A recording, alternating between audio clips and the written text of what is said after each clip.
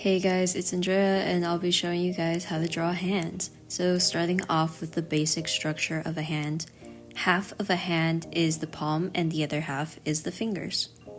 Now the bottom portion of the palm I've divided into three, the top two being the metacarpal and the bottom third being the carpal.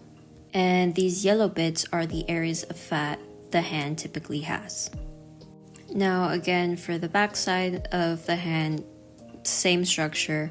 The difference comes to where the areas of fat are. There is one on the side of your hand that wraps around from the inside of your palm, as well as one next to your thumb. So there are a few important things to remember, such as the arch in the middle of the palm and the fingers.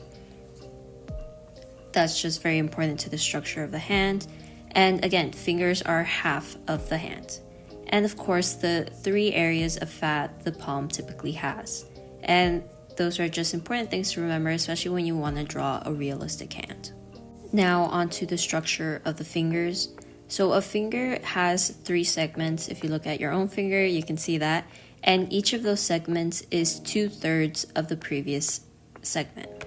And then there's also the side profile of the finger. Now, one thing that I commonly see is the bend of the knuckles.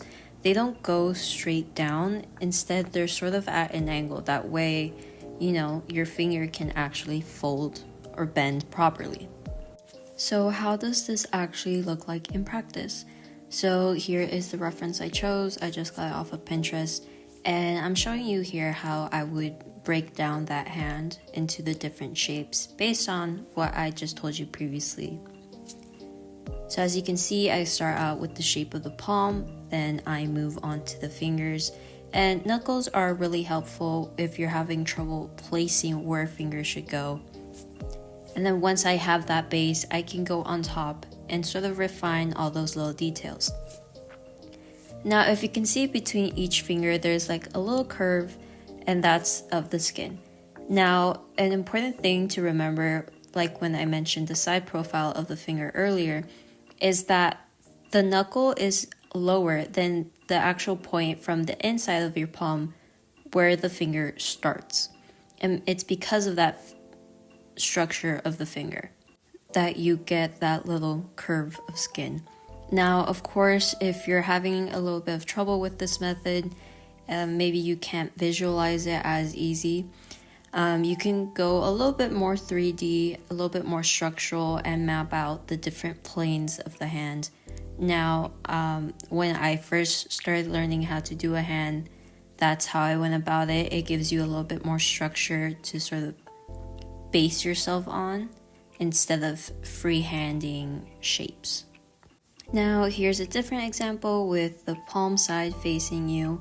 And again, I use those like three fatty areas to really guide me in how I draw the hand.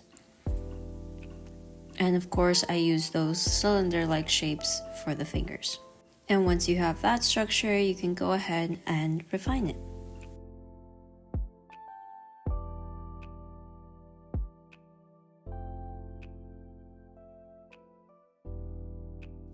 And here are just a little bit more examples of how I go about drawing hands in different positions.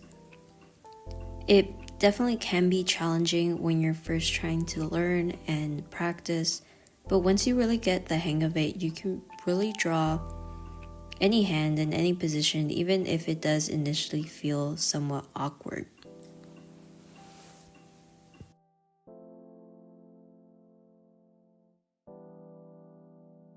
And in some of these examples, you can see how I will slightly change up that sort of style of how I sketch out a hand depending on my needs. Like if it's maybe a particularly difficult perspective, I'll try to establish the planes of the fingers or the hands a little bit more by using squares or rectangles.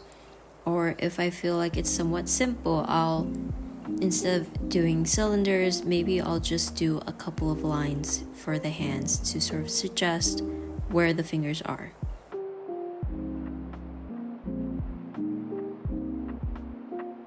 So I think it's important to remember that you can customize how you draw hands depending on whatever your needs are, and not to feel pressured to stick to any one method in particular. Sometimes you can mix and match or develop something of your own that feels a little bit easier for you. And one thing I always remember in particular when I was learning how to draw hands from my professor is that for the most part, everyone has their own hand. And the great thing about that is you can reference your own hand. You don't necessarily have to go out searching for the perfect reference when you have your hand in front of you. And you can draw your hand from observation. Maybe you can take a couple pictures of it from an interesting angle. But you have your own reference literally on hand. And it's a great way to sort of put that practice in.